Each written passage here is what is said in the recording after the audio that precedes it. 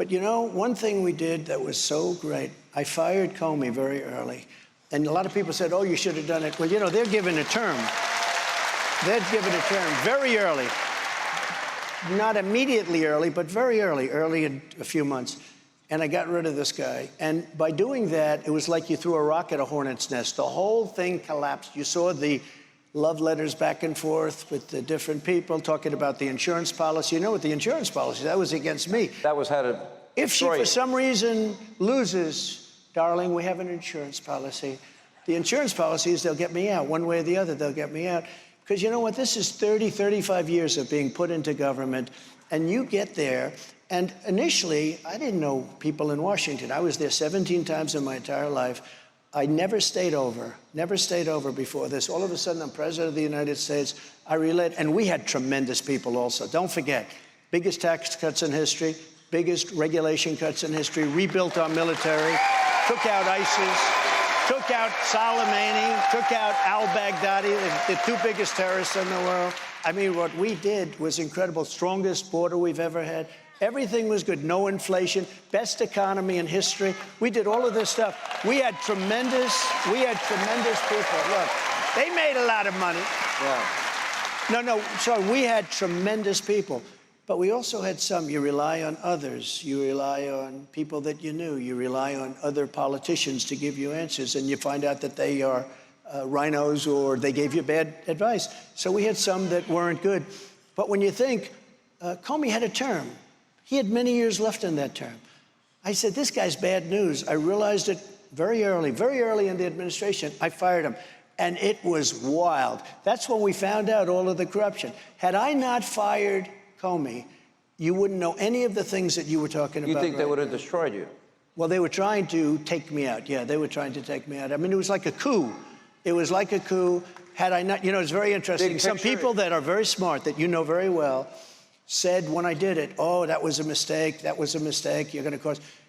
Now they say it was the greatest instinctual move they've ever seen because Comey was a very bad guy, and Comey led that group of thugs in there, and they were doing a number. It's very dishonest. It's years and years of putting in people, Democrats and rhinos and other people, but putting them into office.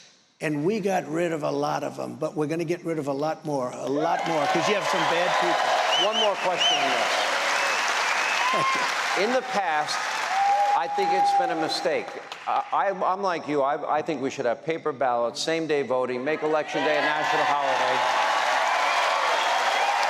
and have partisan observers in every precinct watching the voting and then watching the vote counting. And when the polls close, declare a winner, game over. Right. But that's not the system we have.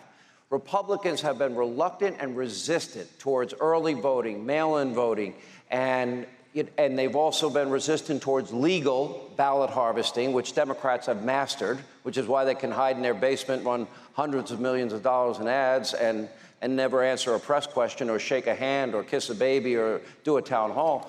My question is, do you now encourage and embrace early and voting by mail, and legal ballot harvesting? I do, but I also have to say something else, because the one thing a lot of people, but this is important, including you, don't talk about, they also create phony ballots. And that's a real problem. That's my opinion. But they create a lot of phony ballots. Has your mind shifted?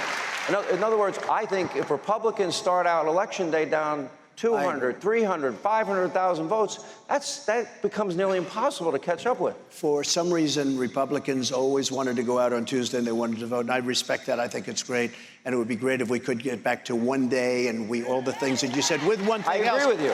With voter ID, because the Democrats don't want signature verification. How about this? They don't want voter ID because they want to cheat. You know, they want to cheat. They don't want voter ID. Even the Democrats, regular Democrat people, want voter ID, but the leaders don't because they can't cheat. The one thing we have to be very careful of is phony ballots.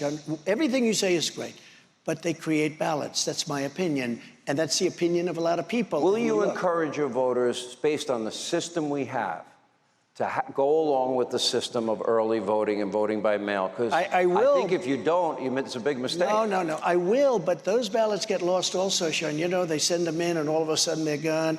Those ballots get lost also. The answer is I will because you would like it. But you know what? Can I be doing it honest? for me. Okay. But a lot. I got to take a break. But Sean, a lot of bad things happen to those ballots also. They're sent in early, and all of a sudden, where are they? Look, we have very corrupt elections. We have no borders. If you don't have borders, and if you don't have good elections, you don't have a country, and that's where we are. But I'm okay with it. By the end of this year, we'll probably have, under Joe Biden, nearly 8 million illegal immigrants since he's been president. Quick break. More of our exclusive town hall with President Donald J. Trump straight ahead. We're going to take questions from the audience. Hey, Sean Hannity here. Hey, click here to subscribe to Fox News YouTube page and catch our hottest interviews and most compelling analysis. You will not get it anywhere else.